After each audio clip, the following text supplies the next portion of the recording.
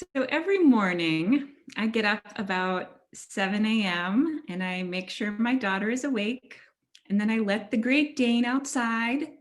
And then I give her her breakfast. And then I make my coffee. And then I settle into my favorite comfy chair to check the emails that have come in since the previous evening and read the news.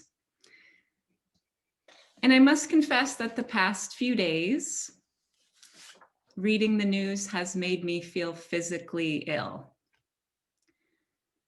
The COVID numbers, the overwhelmed hospitals, the desperate nurses, our deeply divided nation, unable to even agree on what is true, millions without enough food, millions at risk of being evicted, not to mention all the things that aren't even making it into the headlines anymore. The environment, children still separated from their parents, federal executions. We are living through this madness that historians will be writing about for decades, I imagine. But amidst all this death and suffering and uncertainty, here we are on the third Sunday of Advent, the Sunday of joy. Joy. Sometimes it's called Gaudete Sunday, from the Latin for rejoice.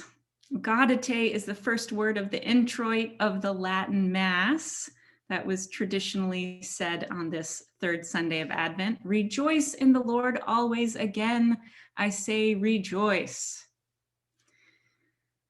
So how on earth can we celebrate joy today? How can we wear our silly sweaters? How can we laugh? How can we enjoy the window lights and the ribbons and the cookies when literally right this minute, thousands of people are dying alone in their hospital rooms? When literally right this minute, thousands of children do not have anything to eat for lunch? How can we rejoice in the Lord always at this moment? But how can we not feel joy? How can we not? Amidst all the suffering and uncertainty, we do find joy, and we must find joy. When we speak of joy, we don't mean happiness. We don't mean an absence of suffering. We don't mean a pleasant feeling. We mean that deep sense of trust, of oneness, of letting go, joy. It's almost hard to put words to, but I think you've all experienced it. That joy is promised to us. And our reading today points us to joy. This part of Isaiah was written after the exile, when the Israelites had returned to Babylon, hoping to rejoice in their newfound homeland, but instead they found devastation and injustice and ruins and a lot of work to do. And just like last week's message, we don't wait around for God to make things happen. We don't wait around for God to hand us joy. We prepare the way, we comfort, we build up, we restore, we bring justice. We create joy, we find joy. God promises to be with us in this work, and God promises that all this shall come to be. So what are we called to do? It's quite clear, really. Bring good news to the oppressed, bind up the brokenhearted, proclaim liberty to the captives and release to the prisoners, to comfort all who mourn, to repair the ruined cities. We bind up, we comfort, we repair. As Professor Corinne Carvalho wrote about this passage, rather than hearing these words as an exaltation of a deity who serves my needs, We should hear them as a divine command to go out and bring healing to our broken world. Or to put it in Advent language, we are called to be Christ to others. We're called to bind up, to comfort, and repair. I stumbled across this story written by a nun, of all things. Sister Bernadette Reese is a nun who lives in Rome. And she told this story of praying in St. Peter's Basilica one day. I guess that is what nuns in Rome do. They go to pray at St. Peter's. And she says that her prayer on this one day was particularly complaining. She was complaining to Jesus in her prayer that she was giving so much. She was making such an effort. She was giving so much, and yet it didn't feel like she was getting anything back from Jesus. In her prayer, she asked Jesus to make himself known to her, to give her a sign, to offer her some comfort, to give something back for all that she was putting out. She prayed and nothing happened. Sister Bernadette left St. Peter's and headed to the bus stop. And as she approached, a man started waving to her to come over. As she got closer to him, she realized that he was mute. He couldn't speak.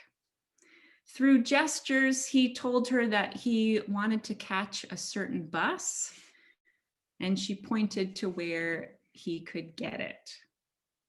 He then indicated through his gesturing that he wanted her to go with him to that bus stop. So even though she was confused and didn't really understand why, she agreed.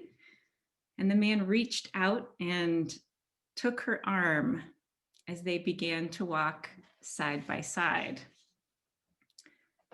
As they began to walk next to each other, the entire weight of his body leaned against her. And Sister Bernadette realized that this man had cerebral palsy.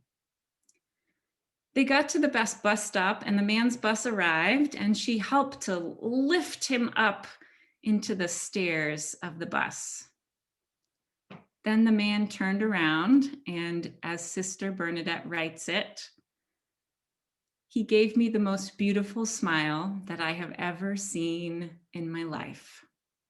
The doors of the bus closed and the heavens literally opened up. I had encountered Jesus. I will never forget the joy that I felt at that moment. Jesus once again made himself present on an ordinary day at the moment that I was least expecting. This is the joy that Advent reminds us is possible at any time. Now, I don't know if you believe that the Spirit of Jesus can be encountered in others. Maybe you do, and maybe you don't. But either way, joy comes from being with one another and sharing vulnerability and authenticity and compassion. As Henry Nouwen put it, joy is hidden in compassion, a solidarity in weakness, in brokenness, and woundedness leads to the center of joy, which is sharing our humanity with others. The center of our joy is sharing our humanity with others. We bind up, we comfort, we repair. So, my friends, to be present to one another in this time, even with its devastations, gosh, what deep joy that is. We have found joy in so many unexpected places. Picking up food at the German dinner, distributing produce from the permaculture garden, dropping off pumpkins, collecting food and gift cards, reaching out with calls and cards, delivering groceries. And when we share our lives with one another at women's evening circle or men's group or game night or youth group or Bible study or coffee hour or book group, we are finding joy just from being together with each other honestly. And my friends, that is repairing the world. Amen.